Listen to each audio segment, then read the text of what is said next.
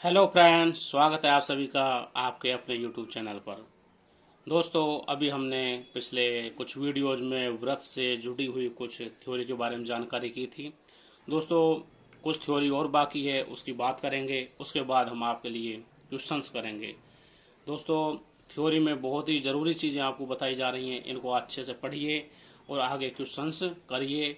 आप इतना विश्वास रखिए, इस थ्योरी को अगर आपने अच्छे से पढ़ लिया और समझ लिया और बाकी क्वेश्चन जो मैं बता रहा हूँ वो कर लिए तो आपका कोई भी क्वेश्चन एग्जाम में नहीं छूटेगा, ये मेरा पूरा विश्वास है।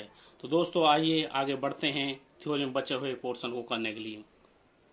दोस्तों, नेक्स्ट रूल्स है, अगर दो व्रत हों और बाह्य स्पर्श करें, इसका सेंटर C1 है और इस व्रत का सेंटर C2 है, तो दोस्तों एक बाह्य रेखा देखिए इस तरह इनको स्पर्श करके जा रही है। दोनों को स्पर्श किया, इसको A पॉइंट पर, इसको B पॉइंट पर स्पर्श किया। एक इन दोनों के बीच की स्पर्श रेखा एक यहाँ हो सकती है, उसे हम खींचेंगे जो इसके लंबवत होगी इस तरह। दोस्तों देखिए, ये हमने इस तरह इसको खींचा और ये बिंदु है S और यहाँ इस T बिंदु पर इन्होंने स्पर्श किया। ये तीसरी स्पर्श रेखा ये लंबवत होगी दोस्तों 90 डिग्री पर, इस तरह ये होगी।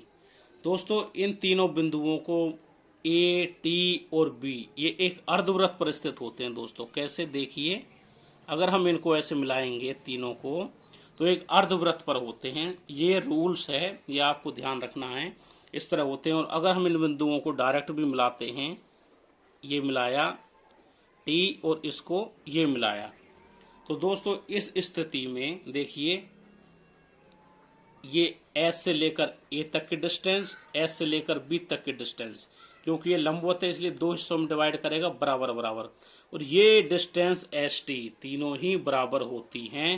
दोस्तों ये नियम है, आप यहाँ पर देखिए डिस्टेंस AS बराबर SB और बराबर होगा दोस्तों ST। ये हमेशा होता है, ये हमें ध्यान रखना। और एक बात और ध्यान रखनी है दोस्तों, इस स्थिति में ये जो एंगल बनेगा ATB, ये जो रेखाएं हमने मिलाई हैं, ये दोनों ये एंगल जो बनेगा ये कोण ATB बराबर 90 डिग्री होगा। क्यों होगा दोस्तों? क्योंकि अर्धवृत्त पर ये पूरा अर्धवृत्त बना और अर्धवृत्त पर बना कोण समकोण होता है, हम बता चुके हैं। अगर कहीं भी अर्धवृत्त हो तो उसके व्यास है, व्यास के द्वारा परिधि पर बना कोण समकोण होता है, तो ये समकोण होगा और ये समकोण त्रिभुज होगा, ये 90 डिग्री होगा। ये दोस्तों हमें हमेशा याद रखना है। दोस्तों नेक्स्ट नियम की बात करते हैं। देखिए इस तरह अगर कोई एक वृत्त है, ये एक वृत्त है, इसका सेंटर ये है दोस्तों O। यहाँ पर दोस्तों हम एक स्पर्श रेखा इस बिंदु पर खींचते हैं, ये देखिए ये एक स्पर्श रेखा है A बिंदु पर, और ऐसे ही एक स्पर्श रेखा यहाँ से जा रही है B बिंदु पर। दोस्तों इससे इस पर हम लंब डालेंगे, मिलाया हमने, देखो इसको इससे मिलाया तो ये स्पर्श रेखा पर लंब है सेंटर से और ये स्पर्श रेखा पर लंब है, ये 90 डिग्री के होंगे दोस्तों। इस वृत्त के एक हमने बाहर तीसरी स्पर्श रेखा दोस्तों मान लो हमने इस तरह से खींची है स्पर्श रेखा, और ये बिंदु है दोस्तों P पॉइंट है। अब यहां से हम इस स्पर्श रेखा पर भी लंब डालते हैं, देखिए ये 90 डिग्री होगा, ये भी 90 डिग्री होगा, हमने इस पर लंब डाल दिया है। तो दोस्तों हमें क्या देखना है, इस पॉइंट को इन दोनों के क्रॉस बिंदु से मिलाते हैं, ये मिला दिया। ऐसे ही इसको इसके क्रॉस बिंदु से मिलाते हैं, मिला दिया। ये पॉइंट T है और ये पॉइंट S है, ये हमने मान लिया। अब हमें क्या देखना है दोस्तों, ये एंगल देखिए, इस पूरे एंगल की हमें बात करनी है, कैसे होंगे। तो दोस्तों सबसे पहले मान लीजिए यहाँ पर देखते हैं, सबसे पहले इसकी बात करते हैं। ये देखिए दो ट्राइंगल बने हुए हैं इसके द्वारा, एक ट्राइंगल ये है और दूसरा ट्राइंगल दोस्तों ये है। अगर ये कोण मान लीजिए थीटा हो, अगर हमने माना थीटा है तो ये एंगल क्या होगा दोस्तों, देखिए ये रेडियस है R और दोस्तों ये भी रेडियस है R। इन दोनों त्रिभुजों के बारे में हम चर्चा कर रहे हैं, ये R है ये R है, ये बराबर होंगे। ये इनकी कॉमन लाइन है तो ये बराबर होगी दोस्तों। ये एंगल 90 डिग्री है और इधर देखिए ये भी 90 डिग्री है।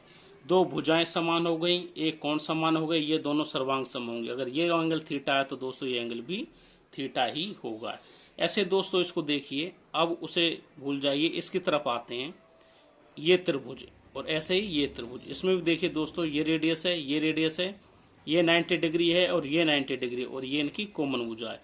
अगर ये कोण, इतना कोण अगर एल्फा हुआ तो दोस्तों ये कोण भी एल्फा ही होगा। अब यहाँ से आप देख पा रहे हैं दोस्तों, ये पूरी स्ट्रेट लाइन है। स्ट्रेट लाइन पर एक तरफ पूरा पूरा बना कोण कितना होता है? 180। किसी सरल रेखा पर बना कोण कितना होता है दोस्तों?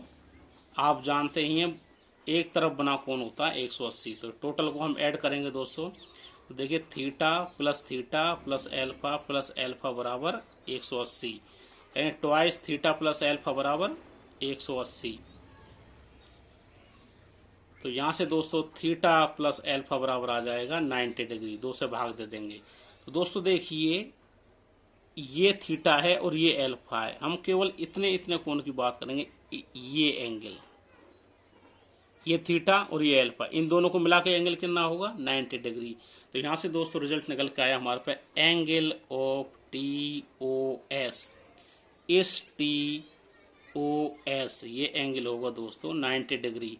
इस तरह का कभी भी क्वेश्चन पूछा जाता है या कहीं आपको उपयोग में करना हो तो आप इस तरह से उपयोग कर सकते हो। एंगल होगा दोस्तों TOS 90 डिग्री। एक बात और देखिए दोस्तों, अगर इस रेखा के T से P यानी T से P तक, यहाँ तक लंबाई दोस्तों अगर x हो, और दोस्तों इस P से यहाँ से इस S तक लंबाई अगर y हो, तो दोस्तों ये OP आप देख पा रहे हैं। OP क्या है? रेडियस है। तो दोस्तों यहाँ से आप देखिए OP का स्क्वायर बराबर होगा √x गुना y, ये लेंथ और ये लेंथ का गुना और उसका अंडर रूट, यानी r स्क्वायर बराबर √xy।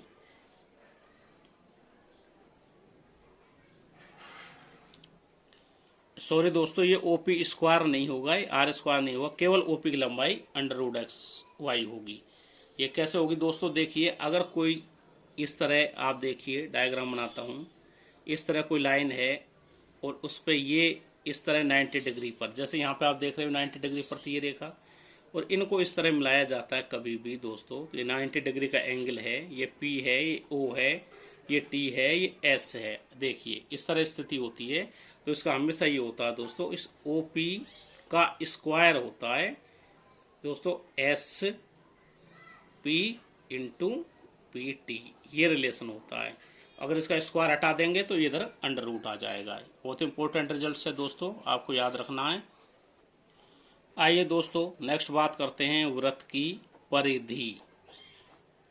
वृत्त की परिधि या इंग्लिश में लिखते हैं दोस्तों सर्कमफेरेंस। वृत्त की परिधि होती क्या है दोस्तों? जैसे आप देखिए, ये एक वृत्त है, ये वृत्त है, ये इसका सेंटर है। तो वृत्त के अनुदिश, मान लो इस पॉइंट से कहीं से हम शुरुआत करो, पूरा एक चक्कर लगाने पर तय की गई दूरी या माप जो होती है दोस्तों, वो होती है परिधि। इसे हम कहते हैं परिधि। पूरा एक चक्कर लगाने में तय की गई दूरी वृत्त की परिधि होती है। ये होती है दोस्तों परिधि, आप जानते ही हैं दोस्तों। परिधि ज्ञात करने का दोस्तों एक सूत्र है, फॉर्मूला है, वो आप लिख लीजिए। परिधि बराबर होती है दोस्तों 2πr। r क्या है दोस्तों? यहाँ पर r है रेडियस यानी त्रिज्या, r है रेडियस। जैसे इस पॉइंट को परिधि के किसी भी जगह मिलाओगे तो वो r होती है। यहाँ मिला दो, यहाँ मिला दो, या कहीं भी मिला दो, ये होती है r रेडियस। पाई क्या होता है दोस्तों? पाई का मान होता है दोस्तों 22/7। 22/7 एक्चुअल में दोस्तों ये क्या होता है? 22/7 इस पूरी परिधि और इसके डायामीटर यानी व्यास का अनुपात होता है। जैसे ये रेडियस है, इसको हम दूसरी तरफ सेम मिला दें तो ये पूरा हो जाता है डायामीटर।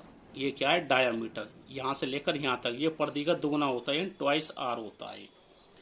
तो बराबर होता है परिधि बटे व्यास, यानी कि इस व्यास की जो लंबाई होगी और उस परिधि की जो लंबाई होगी, परिधि 22 गुना होगी तो व्यास 7 गुना होगी। परिधि और व्यास का अनुपात, इसे हम इस तरह भी लिख सकते हैं दोस्तों, परिधि अनुपात व्यास, यानी परिधि और अनुपात का जो व्यास होगा 22/7 7 होगा। ये पाई की वैल्यू होती है दोस्तों। इस तरह हम परिधि का मान निकालेंगे। परिधि निकालनी है तो हमें इस फॉर्मूले से हमें निकालनी है।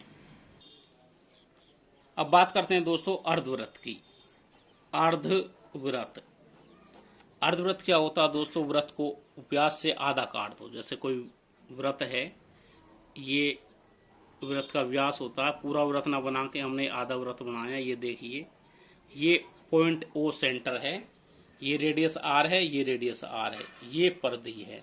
तो इस अर्धवृत्त में जब भी अर्धवृत्त की परिधि की बात की जाती है पूरे की, तो अर्धवृत्त में देखिए ये हिस्सा भी आता है। आप गौर से देखिए, ये पूरी परिधि अगर यहाँ तक चारों तरफ होती तो 2πr होती है। कितनी होगी? 2π। लेकिन इतनी यहाँ से लेकर और इस पूरी यहाँ तक ये होगी दोस्तों πr। लेकिन इसमें ये रेडियस आर भी शामिल है और ये रेडियस आर भी शामिल है। तो अर्धवृत्त की परिधि की बात करेंगे दोस्तों हम, तो ये होगी πr प्लस ये r प्लस r कॉमन ले लेंगे दोस्तों, तो पाई प्लस 2 बराबर r। पाई का मान रखेंगे दोस्तों 22/7 प्लस 2। इसको सॉल्व करेंगे तो दोस्तों ये हो जाएगा 36/7 r। अर्धवृत्त की परिधि निकालने का सूत्र दोस्तों बना आपका 36/7 इंटू r। ये हमें हमेशा याद रखना है और डायरेक्ट हमें रिजल्ट्स में पुट करना है। दोस्तों अब बात करते हैं वृत्त का क्षेत्रफल। क्या होगा क्षेत्रफल? दोस्तों क्षेत्रफल और परिधि में अंतर क्या, थोड़ा सा बता देता हूँ। वैसे आप जानते होंगे, नहीं जानते हैं थोड़ा सा ध्यान दीजिए। ये सेंटर है और वृत्त की परिधि का मतलब होता है दोस्तों ये बाहर की जो बाउंड्री दिख रही है इसकी लंबाई, केवल लंबाई। और जब क्षेत्रफल की बात की जाती है दोस्तों, इसके अंदर का जितना भी ये क्षेत्र है ये कवर कर रही है बाउंड्री के अंदर, तो ये होता है दोस्तों क्षेत्रफल। अगर अर्धवृत्त की बात की जाएगी तो दोस्तों इसको व्यास से आधा काटा, ये 2 बराबर हिस्सों में टूटता है। आधा क्षेत्रफल ऊपर रह गया, आधा क्षेत्रफल नीचे रह गया। तो वृत्त का क्षेत्रफल होता है दोस्तों πr²। पाई आप जानते ही हो, पाई का मान 22/7 होता है और r का मतलब होता है त्रिज्या। त्रिज्या को हमने r लिखा है। अगर अर्धवृत्त का क्षेत्रफल आपको निकालना है दोस्तों, तो अर्धवृत्त क्षेत्रफल वृत्त के क्षेत्रफल का आधा होता है, तो πr²/2 2 से भाग दे देंगे, ये हो जाएगा अर्धवृत्त का क्षेत्रफल। दोस्तों एक क्वेश्चन और बार बार पूछा जाता है, दो सकेंद्रीय वृत्तों का मध्य का क्षेत्रफल। दो सकेंद्रीय वृत्तों के मध्य क्षेत्रफल कैसे दोस्तों? देखिए, एक वृत्त ये है संकेंद्रीय, यानी कि उन दोनों के केंद्र समान होंगे। इसका केंद्र C1, या केंद्र तो एक ही है दोनों का। दूसरा होगा दोस्तों वो इस तरह होगा, इस वाले सर्किल का नाम दिया हमने कैपिटल C1, इस सेंटर को O लिख लीजिए, वो बाहर वाले का नाम दिया C2। तो दोस्तों इसके बीच का क्षेत्रफल, इन दोनों के बीच का, यानी हमें ये क्षेत्रफल निकालना है दोस्तों। तो यहाँ आप देख पा रहे हो दोस्तों, इनका केंद्र एक है। सकेंद्रीय का मतलब जिसका केंद्र, ऐसे दो वृत्त जिनका केंद्र एक ही हो। तो इन दोनों का केंद्र आप देख पा रहे हैं दोस्तों एक ही है। तो इन बीच वाले एरिया का क्षेत्रफल निकालने के लिए क्या करेंगे दोस्तों, बाहर वाले वृत्त का क्षेत्रफल निकालेंगे, पूरा आ जाएगा। उससे अंदर वाले वृत्त का क्षेत्रफल घटा देंगे तो दोस्तों ये बच जाएगा। तो हम बाहर वाले क्षेत्रफल निकालेंगे, बाहर वाले वृत्त का।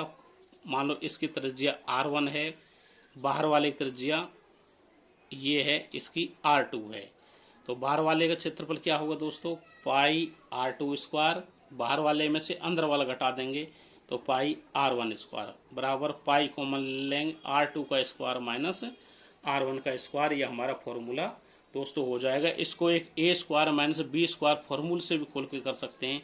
दोस्तों इसको आप ऐसे लिख सकते हो कि R2 minus R1 into R2 plus R1। कैसे होता है दोस्तों, एक फॉर्मूला होता है a² माइनस b² बराबर a plus B into a minus B. ये फॉर्मूला बीजगणित का है, आपको बीजगणित कराएंगे हम तब भी बताएंगे। इस फॉर्मूले की मदद से हमने R2 का स्क्वायर माइनस R1 के स्क्वायर को खोल कर दिया, R2 minus R1 into R2 plus R1। दोस्तों नेक्स्ट बात करते हैं त्रिज्यीय खंड। त्रिज्यीय खंड क्या होता है दोस्तों? त्रिज्यीय खंड बताने से पहले एक छोटी सूचना मैं आपको देना चाहता हूँ। दोस्तों अभी हम वृत्त पढ़वा रहे हैं आपको। वृत्त के बाद में दोस्तों इसमें 3-4 वीडियो मैं बनाऊंगा, वृत्त कंप्लीट करूंगा। उसके बाद में हम दोस्तों एक राजस्थान पुलिस की मैथ और रीजनिंग की पूरे सिलेबस की वीडियो में बनाना स्टार्ट कर रहा हूँ। वो दोस्तों वो सिलेबस रीट वाली परीक्षा में भी काम आता है। तो दोस्तों जो भी स्टूडेंट राजस्थान पुलिस की तैयारी कर रहे हैं वो हमारे चैनल को सब्सक्राइब करके वीडियो देख सकते हैं। और दोस्तों आपके भी अगर कोई मित्र वगैरह तैयारी कर रहे हैं तो आप उनको इसकी सूचना जरूर दें, जिससे कि ज़्यादा से ज़्यादा फायदा उठा सकें। तो आइए दोस्तों तृतीय खंड की बात करें। तृतीय खंड क्या होता है दोस्तों, देखिए जैसे ये वृत्त है, ये पूरा वृत्त है और ये इसका सेंटर है दोस्तों। अगर कोई चाप, मान लीजिए इतने से इतना ये चाप है ए बी, इस चाप द्वारा सेंटर पर बना कोण, देखिए ये कोण है और मान लीजिए ये कोण है थीटा, ये ओ इसका सेंटर है। तो ये थीटा द्वारा जो चाप बना है ये है थीटा कोण द्वारा चाप, क्या है दोस्तों ए बी चाप, या ए बी चाप द्वारा बना कोण क्या है थीटा, दोनों एक ही बात है। अब हमें अगर इस क्षेत्र का क्षेत्रफल निकालना हो ए ओ बी का, तो इतना ये क्षेत्र कहलाता है दोस्तों त्रिज्यीय खंड। त्रिज्यीय खंड इस एंगल के आधार पर छोटा बड़ा हो, अगर थीटा को और बड़ा बना दें, मान लीजिए यहाँ ले लें, तो ये त्रिज्यीय खंड बन जाएगा। त्रिज्यीय खंड छोटा बड़ा कुछ भी हो सकता है। क्षेत्रफल निकालना है तो दोस्तों देखिए इस पॉइंट पर पूरा एंगल कितना होता है दोस्तों, किसी बिंदु के चारों तरफ एंगल होता है 360, ठीक है दोस्तों। और इस पूरे एंगल में से इस एरिया का एंगल कितना है थीटा। तो इस आधार पर दोस्तों कुल क्षेत्रफल वृत्त का कितना होता है दोस्तों, अभी मैंने बताया है पाई आर स्क्वायर। ये कुल का है, कुल के में से हमें इतना चाहिए, तो पहले हम कौन का एंगल लेंगे, तो इसका त्रिज्यीय खंड का ए ओ बी का क्षेत्रफल, ए ओ बी का एंगल लेंगे थीटा बटे कुल एंगल 360 इंटू कुल क्षेत्रफल में गुना कर देंगे पाई आर स्क्वायर। तो दोस्तों इस तरह त्रिज्यीय खंड का क्षेत्रफल हम निकाल सकते हैं, ये आपका हो जाएगा। इसको दोस्तों हम एक तरीके से और भी निकाल सकते हैं। अगर आपको दोस्तों देखिए, अगर ये पता हो यहाँ से यहाँ तक चाप है, चाप की लंबाई अगर पता हो आपको, चाप ए बी की लंबाई अगर कैपिटल एल हो, तो दोस्तों आप क्षेत्रफल इसका ये इस क्षेत्रफल को आप ऐसे भी लिख सकते हो L क्रॉस R और बाई 2, ये L क्रॉस R बाई 2, इस तरह भी आप क्षेत्रफल निकाल सकते हो। तो दोस्तों आज के वीडियो में आपकी थ्योरी में इतना ही। नेक्स्ट वीडियो में आपके लिए हम क्वेश्चंस कराएंगे, इससे रिलेटेड इंपॉर्टेंट क्वेश्चंस कराएंगे, मॉडल क्वेश्चंस कराएंगे। तो दोस्तों जुड़े रहिए, बने रहिए और अच्छे से अपनी तैयारी करिए। वीडियो देखने के लिए बहुत बहुत धन्यवाद।